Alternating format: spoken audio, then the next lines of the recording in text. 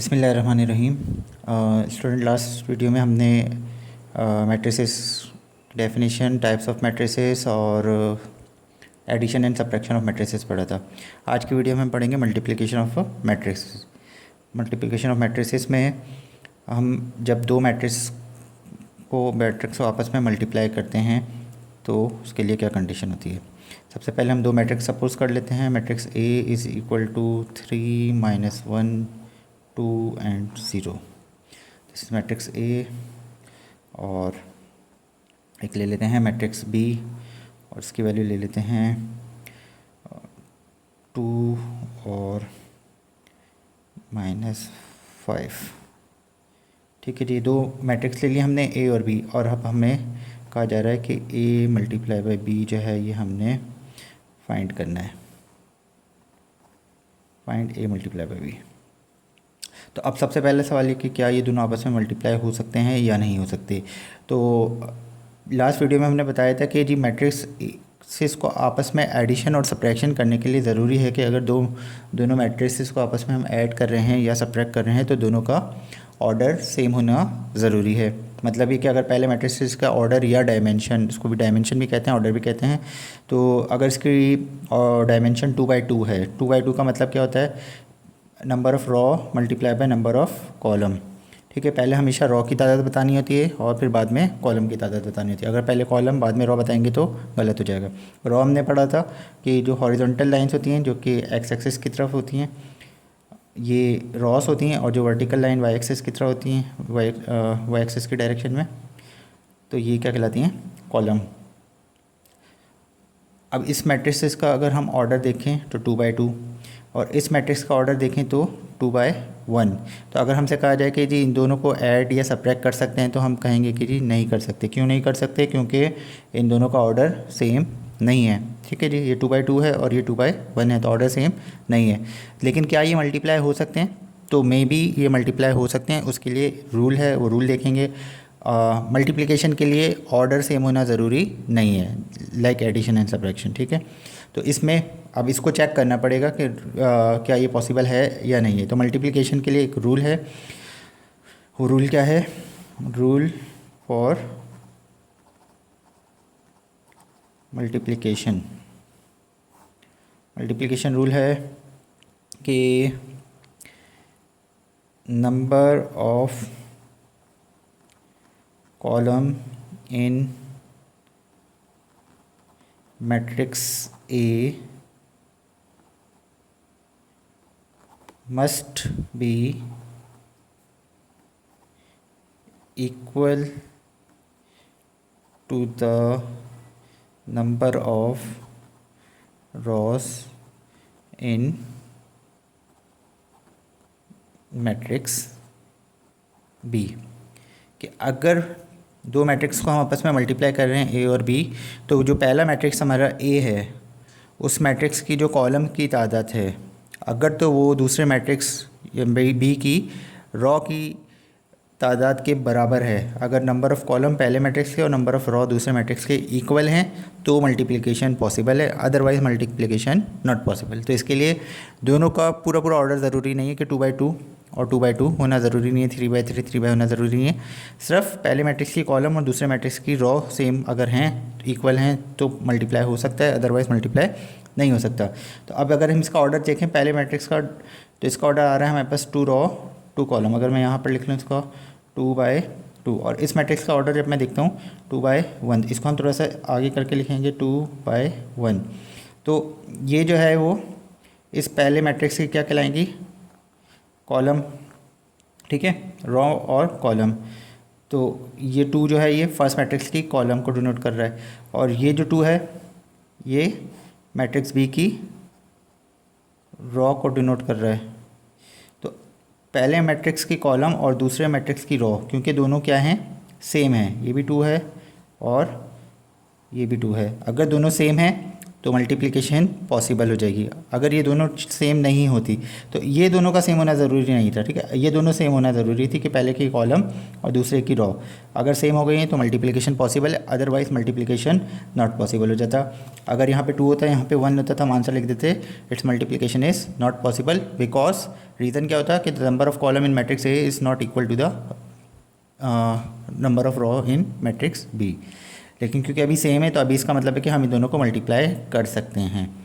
अच्छा, जब मल्टीप्लाई करेंगे तो अब जो हमारा आंसर है वो क्या आना चाहिए। अब एडिशन और सब्ट्रैक्शन में तो ये कि दोनों का ऑर्डर सेम होता है। अगर मैट्रिक्स ए 2/2 है, मैट्रिक्स बी भी 2/2 है, तो ऐड कर दिया तो आंसर भी जो है वो क्या आएगा 2/2 का आएगा उसमें। लेकिन यहाँ पर क्योंकि कॉलम और ये तो सेम है तो अब आंसर जो आएगा वो कैसा होगा, तो आंसर जो होगा उसमें मैट्रिक्स ए की रॉ और मैट्रिक्स बी की कॉलम होगी। तो जो हमारा आंसर आएगा वो आएगा 2/1 मैट्रिक्स, यानी उस मैट्रिक्स में 2 रॉ और 1 कॉलम होना चाहिए, जो भी हमारा आंसर मैट्रिक्स होगा। जब हम इन दोनों को मल्टीप्लाई करेंगे तो जो आंसर आएगा उसमें 2 रॉ और 1 कॉलम होना ज़रूरी है। अगर हमारा आंसर इस तरीके से नहीं आ रहा तो हमें पता चल जाएगा कि हमने कोई गलती कर दी है। ठीक है जी, तो अब इसको हम सॉल्व करते हैं। ये तो सब एक्सप्लेनेशन थी, ये पेपर में नहीं करना। अब मैं यहाँ पे दोबारा से करता हूँ। सबसे पहले हम लिखेंगे solve A multiply by B is equal to, पहले ए की वैल्यू क्या है हमारी, की वैल्यू है 3 2 -1 0 multiply by B, multiply by B की जगह पर आ जाएगी बी की वैल्यू और बी की वैल्यू है 2 एंड -5। तो अब यहाँ पर हम क्या लिखेंगे, सबसे पहले ए की वैल्यू के नीचे ए का ऑर्डर लिख देंगे 2/2 और बी की वैल्यू के नीचे बी का ऑर्डर लिख देंगे 2/1, क्योंकि ये दोनों सेम हैं। यहाँ पे हम लिख भी देंगे ऑर्डर ऑफ मैट्रिसेस। तो ये इसका ऑर्डर 2/2 हो गया, इसका 2/1 हो गया, ये दोनों सेम हैं। तो ये यहाँ पे लिखेंगे इट्स मल्टीप्लिकेशन इज़ पॉसिबल। ठीक है जी, इसकी मल्टीप्लिकेशन क्या है, पॉसिबल है। तो अब इनको मल्टीप्लाई कैसे करना है, तो अब मल्टीप्लाई करने के लिए फिर एक रूल है, वो देखना है कि क्या है। मल्टीप्लिकेशन के लिए क्या है कि हमेशा रॉ को कॉलम से मल्टीप्लाई किया जाता है, ठीक है। जबकि एडिशन और सब्ट्रैक्शन में हमने क्या पढ़ा था कि जो फर्स्ट मैट्रिक्स के जिस ऑर्डर पे जो भी वैल्यू आ रही है रॉ में आ रही है तो उसको दूसरे की रॉ से ही मल्टीप्लाई करना है, यानी सेम ऑर्डर पे वैल्यूज़ को मल्टीप्लाई करना था। लेकिन यहाँ पर क्या होगा कि हम हमेशा रॉ को कॉलम से मल्टीप्लाई करेंगे। मैट्रिक्स ए में जितनी भी रॉस होंगी उनको मैट्रिक्स बी की जितनी भी कॉलम्स होंगी सबसे 1/1 मल्टीप्लाई करना है। तो अगर मैट्रिक्स बी में 4 कॉलम हैं तो इस फर्स्ट रॉ को भी 4 से करना होगा और इस सेकंड को भी 4 से करना होगा, यानी मैट्रिक्स ए की जितनी भी रॉस होंगी और मैट्रिक्स बी की जितनी भी कॉलम्स होंगी हर रॉ को हर कॉलम से मल्टीप्लाई करना होता है, ठीक है। तो every row in matrix A must be multiply by every column in matrix B, ये मल्टीप्लिकेशन का रूल हो गया, ठीक है। तो अब कैसे करना है ये मैं करके दिखाता हूँ आपको explain. A multiply by B is equal to, अब यहाँ पे हमारा जो आंसर आएगा ना उसके लिए हमने क्या करना है, इस हिसाब से ब्रैकेट बनाना है। ये 2 है ना, तो 2 के हिसाब से हमने ब्रैकेट बनाना है, ठीक है। मैं थोड़ा बड़ा बड़ा करके लिख रहा हूँ तो इसलिए मैं इसको थोड़ा और बड़ा कर देता हूँ ताकि लिखने में विजिबल हो। अब करना क्या है, अभी हमने कहा कि मल्टीप्लिकेशन का रूल क्या है कि रॉ मल्टीप्लाई बाय कॉलम, तो इस रॉ को इस कॉलम से हमने मल्टीप्लाई करना है।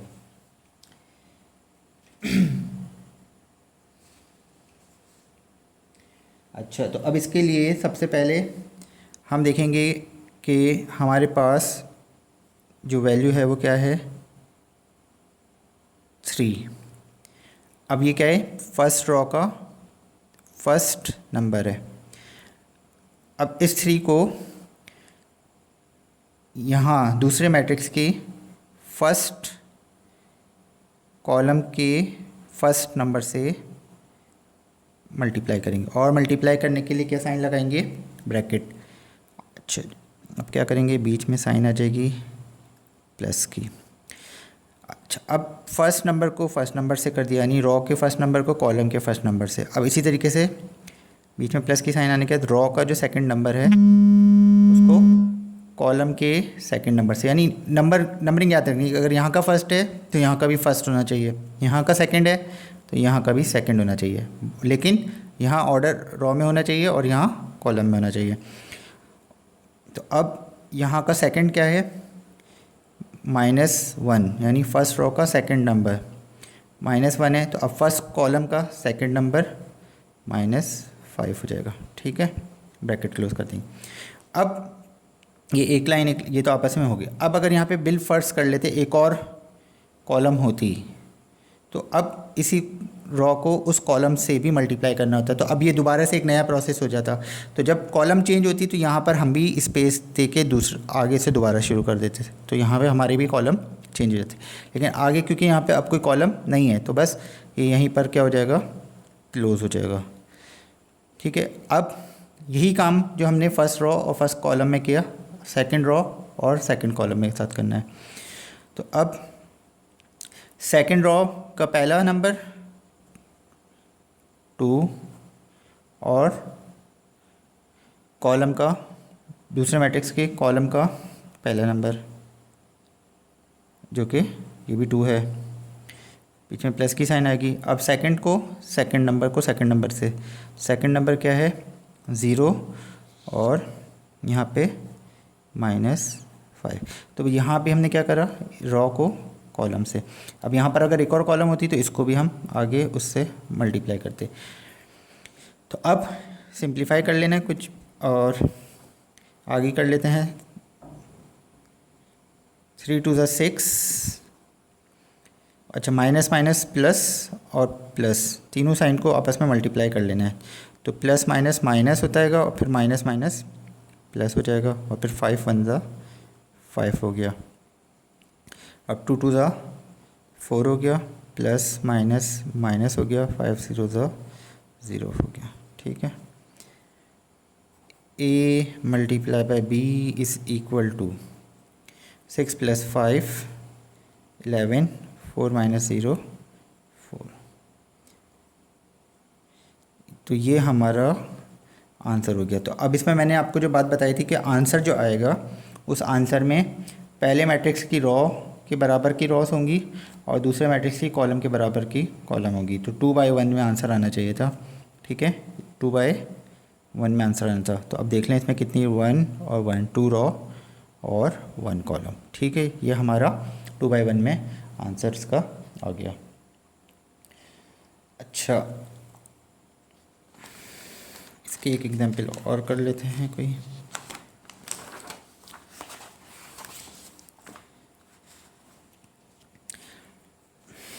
अच्छा, अब मैं यहाँ पर एक मैं मैट्रिक्स ले रहा हूँ, matrix A is equal to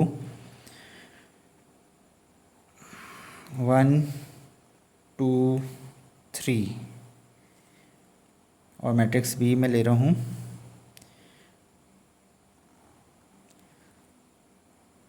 4 -1 2 1 0 -2 और हमें फाइंड करना है A मल्टीप्लाई बाय B।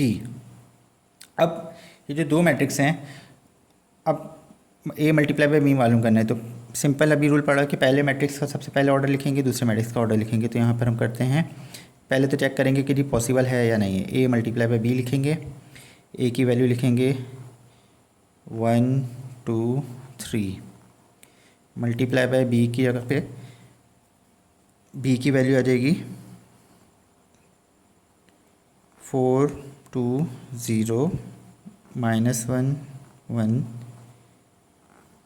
-2। ठीक है जी, अब यहाँ पर हम लिखते हैं ऑर्डर ऑफ मैट्रिसेस। तो इस मैट्रिक्स का ऑर्डर कितना है हमारे पास, एक रॉ है और 1 2 3 1/3। अच्छा, इसका देखते हैं ऑर्डर क्या है, 1 2 3 रॉ और 1 2 column, 3/2।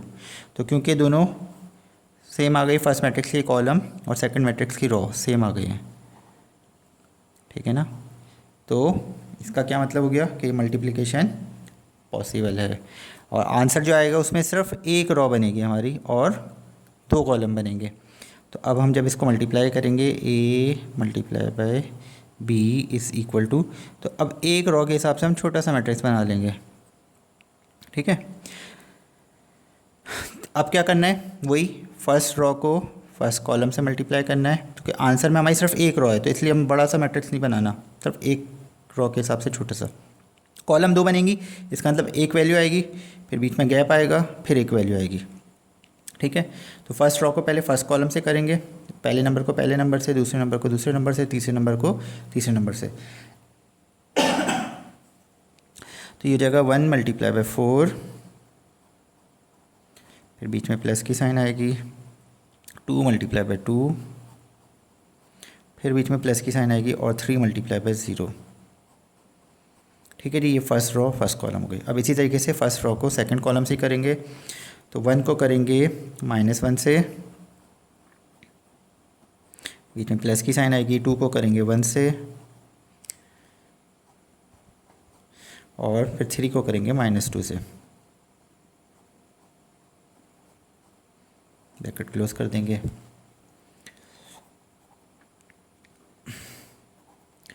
a multiply by b equal to 4 1 ज़ा 4, 2 2 ज़ा 4, 3 0 ज़ा 0, 1 1 ज़ा 1, माइनस की साइन थी, प्लस 2 1 ज़ा 2, प्लस माइनस माइनस 3 2 ज़ा 6,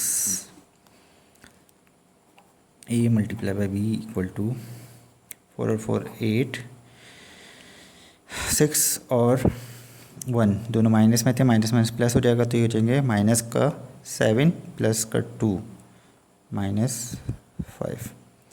ये हमारा आंसर आ गया। तो अब आंसर में हमने कहा था कि कितनी रो होंगी 1, और कितने कॉलम होंगे 2। देख लें 1 रो और 2 कॉलम, ठीक है। तो ये मल्टीप्लिकेशन हो गई, और अब नेक्स्ट वीडियो में मैं बताऊंगा आपको ए इन्वर्स कैलकुलेट करना, और फिर उसके बाद मैं बताऊंगा कि क्या मल्टीप्लिकेशन के बाद डिवीजन कैसे करते हैं मैट्रिसेस में, ठीक है। तो इसके लिए नेक्स्ट वीडियो देखिएगा, और पहले इसके लिए आप जो है वो बुक की पूरी एक्सरसाइज सॉल्व करिएगा, मल्टीप्लिकेशन, क्योंकि बहुत इंपॉर्टेंट है, और इस आगे के जो पेपर में क्वेश्चन आते हैं उसमें भी लाजमी से आते हैं मैट्रिसेस आपस में मल्टीप्लाई होते हैं। तो मल्टीप्लिकेशन में ही सबसे ज़्यादा स्टूडेंट कंफ्यूज होते हैं, तो अगर इसको सही से समझ लेंगे तो बाकी पूरा चैप्टर बहुत आसान है, ठीक है। वीडियो पसंद आए तो लाइक करें, फ्रेंड्स के साथ शेयर करें, और चैनल को सब्सक्राइब करें।